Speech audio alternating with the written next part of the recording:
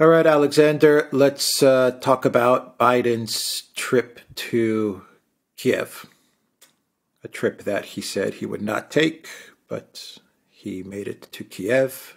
I believe now he's on his way to Poland. Actually, I think the story goes that he went to Poland. He didn't tell anybody. This was all very secretive. He went to Poland.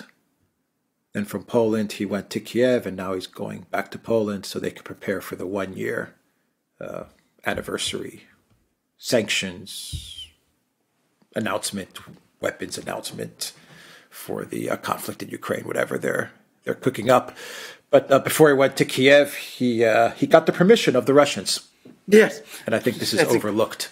And we overlook it a lot. And I overlook it all the time, which is that every world leader, or I believe every world leader that goes to Kiev absolutely calls the Russians and gets the Russians permission to travel to Kiev. So the Russians, they know what's going on.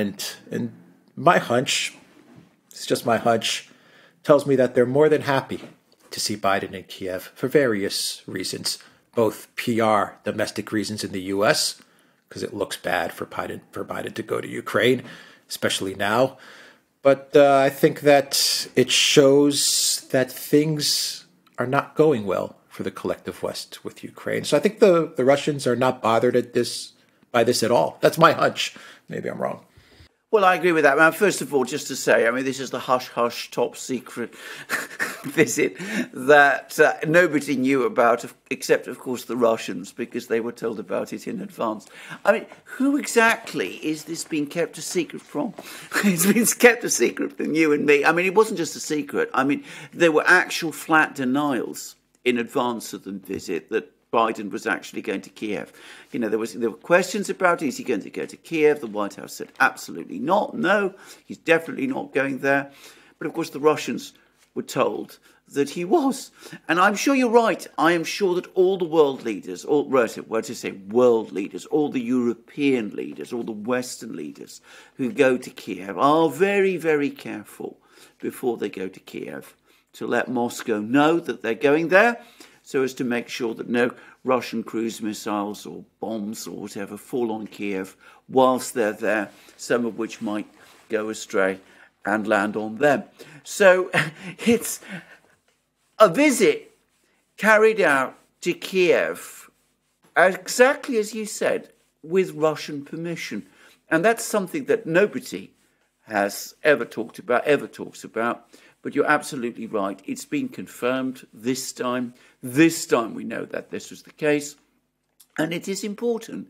Why are the Russians allowing these visits to Kiev to take place? Why are they allowing Biden to go to Kiev? Why did they previously allow Johnson and Scholz and Macron and Ursula and Borrell and all of these other people to go to Kiev, the Poles to go to Kiev? Why are they doing all of that? Because, of course, it confirms to their own people, to people in Russia, look, it's not just Ukraine we're fighting, it's the entire collective West. They're behind this war. They show the same to the rest of the world. It's not a war between us and Ukraine. It is a war between us and the West. And I think you're absolutely right. It pins Biden down. It makes it absolutely clear that he's now the person who's tied up with Ukraine. He's the person who's committed the United States to this war at precisely the time when all the opinion polls show that support for the war in the United States is flagging, that more and more Americans are turning against it. They're starting to say increasingly that the United States should take a secondary role. It should distance itself from it. It's not something that they want to see the United States go on being involved in. So that, of course, begs the next question. Why then did Biden go? And I'm going to say briefly, I think there are two reasons. I think if he went to Warsaw, if he went to met up with all the European leaders and didn't go to Kiev, it would be embarrassing. And there might be some people who would say, well, was he scared? And I think that's a difficult call for any US president to find himself if, that kind of charge is made. I think the other reason, and it's actually one that was in the headline story in the Financial Times when they announced this visit, Financial Times being a hardline neocon newspaper, by the way, and I suspect this headline is going to be changed very quickly if it hasn't been already. But it said Biden goes to Ukraine to shore up support for Ukraine. In other words, he's gone there because doubts are proliferating. Lots of people are becoming skeptical. The military in the Pentagon is doubtful. Many of the European leaders are, or at least not maybe the leaders, but people within the European bureaucracies are becoming doubtful. There's worries about ammunition shortages. There's worries about weapons supplies. There's also worries about the Republicans in Congress hardening in their opposition against the war. And the war itself is not going well for Ukraine. And Biden, who is, I think, very personally invested in supporting Ukraine, both politically now, because he's made such a big play of it, and emotionally, and perhaps for all kinds of other reasons. He's gone to Ukraine basically to shore up support, to try to force all the doubters to come back on side, to still their doubts, to say publicly the President of the United States is still there, he's still committed to the war, he still wants to see it fought to the last Ukrainian, even though he's still not able to come up with any real proposal or idea of how he sees the war ending. Yeah, as long as it takes. That's what they keep on telling us, but I think that's what they're telling themselves, to be honest. I think that's their kind of coping mechanism. But the announcement is allegedly going to be tomorrow. They're gonna come out with the firm numbers, from what I understand. But allegedly, it's going to be $500 million in aid to Ukraine, military aid. But that doesn't. If it's $500 million, if that is the number that we're being led to believe, that doesn't cover F-16s and long-range missiles. I don't think that would be a $500 million spent. That would signify that the Zelensky regime is getting pretty much a lot of the same, but none of the big ticket items that they've been pushing for. Well, indeed, and I mean, there are problems to supplying the big ticket items. I mean, it's clear European militaries are not keen on sending Leopard 2s. I mean, this has been one of the, this is all that drama back in January about sending Leopard 2 tanks to Ukraine, the pressure that was put on Scholz to get him to agree to send those Leopard 2s. Eventually, he buckled, as he always does, and he agreed to supply the Leopard 2s. And when that happened, they weren't forthcoming. By the way, there's just been a report in the Times that even the Challenger 2s that the British said they were going to send, they're not going there in anything like the number initially that people thought they would. So the British said 14, which already doesn't sound that impressive. That's now been whittled down to 4. There's going to be another 10 later. Nobody seems to know quite when. But, these tanks are coming in dribs and drabs. European militaries aren't keen to part with their tanks. Borrell is now talking about, everybody must come together and take all their old tanks out of warehouses, take all their shells, all the 155 millimeter shells that we've got. We've got to plunder our warehouses and all our kit to Ukraine. But I mean, there isn't any huge enthusiasm for that either. And of course, the fighter planes. Well, lots of talk about that a few weeks ago. That seems to have dimmed. Of course, it might be revived at any time, but there do seem to be enormous problems about sending fighter jets. The British, it's on again and off again. They're going to train the fighter pilots, but they're probably not going to send their own Typhoon fighters to Ukraine until after the war is ended, which doesn't seem to me to help Ukraine very much.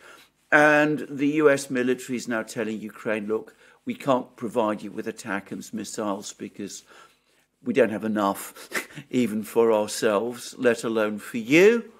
and the Patriot missiles that we were hearing so much about a few weeks ago. Well, no sign of those. Might be the end of the year, might even be next year, apparently. But we have to make these things before we can send them. So more of the same, more javelins, which haven't apparently performed particularly well, more javelins, more ammunition, but of course we don't have much of that left, but presumably more HIMARS missiles, more shells, that kind of thing. $500 million is a flea bite compared to what the US has already sent to Ukraine, over $100 billion and counting. And it's not going to change the war.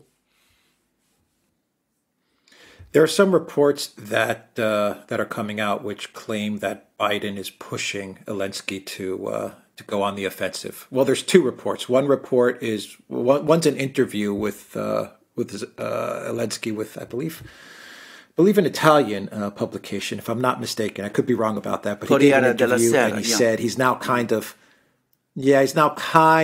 walking back his "we're going to hold on to Bakhmut for as long as it takes," and he's kind of saying now that he's ready to retreat, or retreating from Bakhmut is an option. There's that side, but then there's other reports which claim that Biden, along with Jake Sullivan also accompanied Biden, that they're pushing the Ukraine military, Zelensky, to go on the offensive. Any truth to that, and what do you make of those reports? I believe, we don't know for a fact that this is the case, but I believe it is true. By the way, on Zelensky's interview to Corriere della Sera, can I say straight away, I don't think we should place too much weight on it.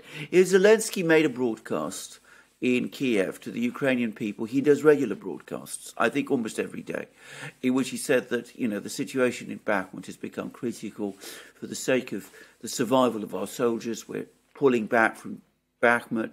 Well, I would take that very seriously. But what he says to an Italian newspaper, he can walk back tomorrow. I mean, that's the kind of person that Zelensky is. I don't think we should be taking that altogether seriously. The fact is, the news from Bakhmut has been very bad over the last few days. A couple of days ago, the Russians captured an important village. Actually, let's not call them villages. These are basically suburbs close to Bakhmut itself. Like Solidar was really a big suburb of Bakhmut. But they captured another one called Krasnaya Gora, which apparently is on the high ground. They then leveraged their position over Krasnaya Gora to attack and capture another place called Paraskovievka. And by the way, the Russian Defense Ministry has just confirmed that that particular village is now also in Russian hands.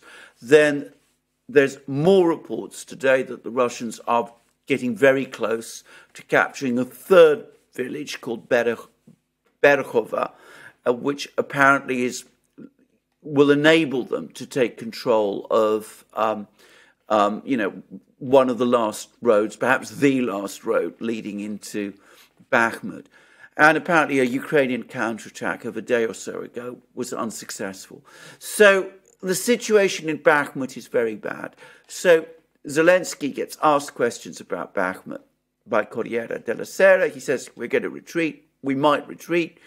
I don't think you should put too much credence in that. What he's doing instead, what he was doing right through the time of the Biden visit, is he was talking up instead claims that the Ukrainians are successful in another part of the battlefront, in Vuhledar, where supposedly they're successfully defending against the Russians and they're inflicting heavy casualties on the Russians. This is not something anybody can confirm, but there's far less information about what comes from Vuhledar than there is about Bakhmut, so you talk about that. And I don't think that there's been any real shift in Zelensky's positions. But about this counteroffensive, I have to say I believe it. The Pentagon has advised against it. They've told Ukraine that they need to spend months training properly first on how to use all this equipment. They made it very clear that they think that recapturing Crimea isn't something Ukraine can do. There doesn't seem to be much sense in getting a couple of hundred tanks, if Ukraine ever gets that number, and a couple of hundred infantry fighting vehicles, and putting untrained Ukrainian troops into them, and then launching them against prepared Russian defences in an offensive that everybody's been hearing about and talking about and discussing and debating for weeks and months. Remember, the Russians never talk about their offensives. We're left speculating about those. But about Ukraine, we always hear weeks in advance, months in advance, about their offensives. Nobody who has any military background that I've seen, apart from, the usual suspects, Austin, Ben Hodges and the rest, seems to think that this Ukrainian offensive is a good idea. But I think Biden and Sullivan probably are pushing the Ukrainians against the Pentagon's advice to launch that kind of offensive, because I think there is a time window now. And I mean, we're getting lots of reports about this. There's more doubts about the war starting to grow. There's equipment issues starting to grow. We discussed in an earlier video that it looks as if the military is saying, the US military is saying, you've got until midsummer to sort this out, and then it ends. So they want some kind of breakthrough before the summer, so they're pushing Ukraine into an offensive.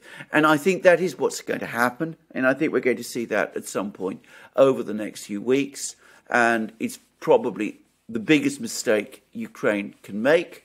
But I would not be surprised, personally, if one of the reasons Biden went to Kiev was to push the Ukrainians into doing it.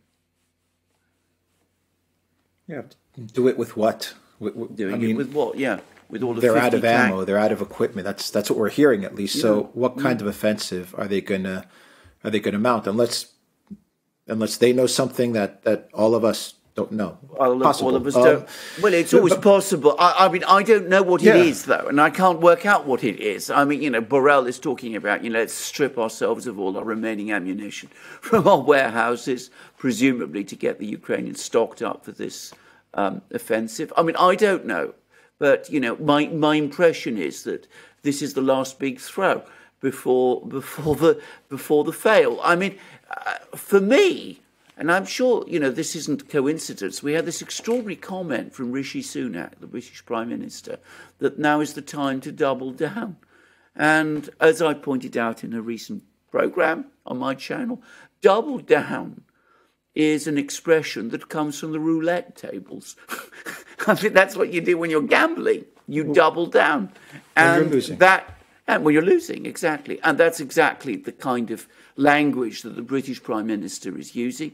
And I suspect that's what it's all about now in Ukraine. These people, Biden, Nuland, Sullivan, Blinken, all of the rest, as I've said so many times, the neocons, they have no reverse gear. So when they lose, what can they do if you have no reverse gear? Except double down. Well, Biden said during his speech press conference that he gave with Zelensky, he said that the U.S. and the allies, they've already transferred something like, I think he said 700 tanks, thousands of armored vehicles, millions of artillery shells. And I was listening to Biden, and I'm like, you mean all the weapons that Russia has already destroyed? Because the minute he says that we've delivered all these things to Ukraine, but yet you see the EU scrambling for tanks and for ammo and whatever weapons they can dig up, like Borrell said, go into your warehouse and get tanks that are take the dust off of the tanks that are just sitting in your warehouse that are useless. He said useless tanks. Find the useless tanks and just give them over to Ukraine. You logically come to the conclusion that all of the weapons that Biden talked about in his press conference with Zelensky have been destroyed, and now they're trying to find new weapons and ammo and artillery shells. So Biden is almost admitting to the fact that Russia has destroyed all of the weapons that were already delivered to Ukraine. Actually, I think the Foreign Intel Service of Russia came out with a report detailing all of the equipment that they have destroyed from of Ukraine's that were delivered by the West. Of course, it's coming from Russian sources, but you take Biden's comments, then you take the information that was published by the Russian side, and that's the conclusion that you come up with. And Biden also said at the press conference, which I found really weird. It leads me to believe that the intel services of the U.S. are failing, or they're giving Biden just wrong information, or this is just all about optics. Biden said the Russian economy is isolated.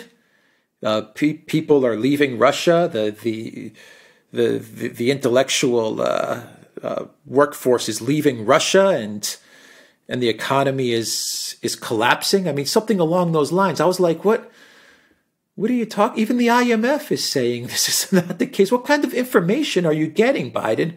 I mean, just really, I don't know if it was for optics that he's saying that, if he's deliberately lying, if he's getting poor information, if the U.S.'s intel services are failing. Wouldn't it be the first time that U.S. intel services have failed?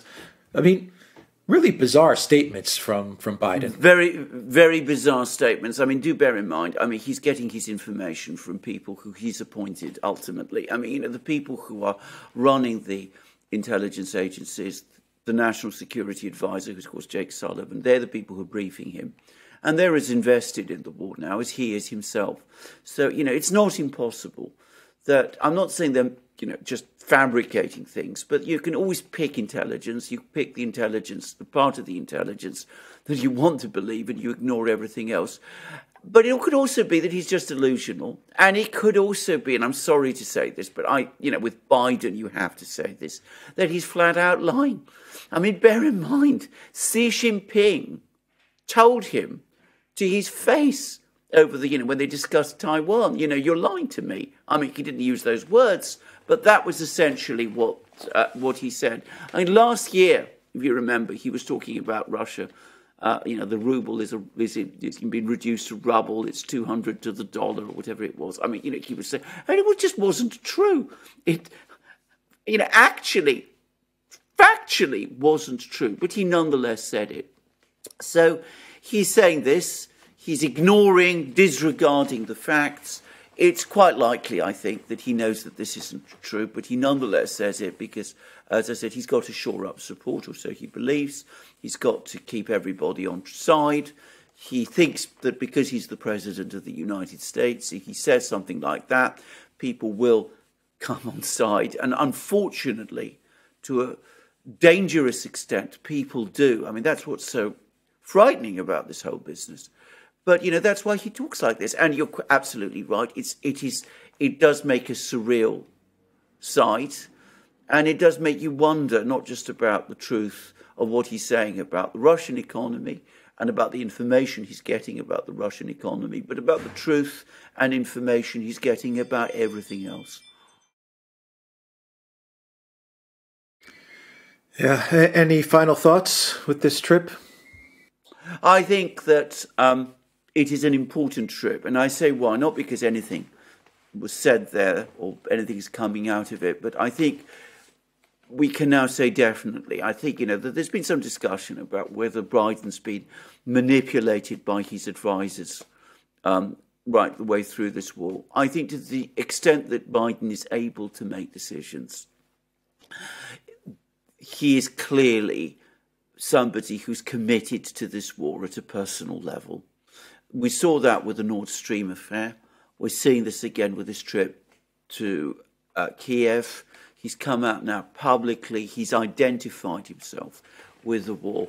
We can't expect, or so it seems to me, any fundamental change of policy by the United States about Ukraine or about Russia or about anything related to these two countries until Biden himself leaves the White House.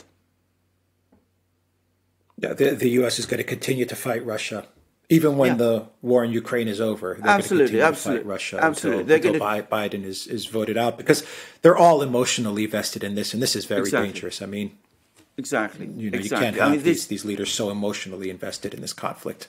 Exactly. I mean, I mean, I have to say this. He's far too close to this. He feels far too close to this. I mean, I mean, given his connections to Ukraine, which we've discussed at length in many programs, as vice president and before, perhaps it was to be expected. But he is too close to it, and he's never going to disengage. And he's clearly got this enormous he shares this visceral obsession with Russia that the neocons do, and he will never let go. He will never change. And as long as he remains president of the United States, that will continue. Yeah. And Russia is aware of this. And Russia is aware of this. Yeah. Exactly. Yeah. Okay. We'll end it there. TheDuran.locals.com. We are on Rockfin as well. And go to the Duran shop, 10% off. Use the code. Good day. Take care.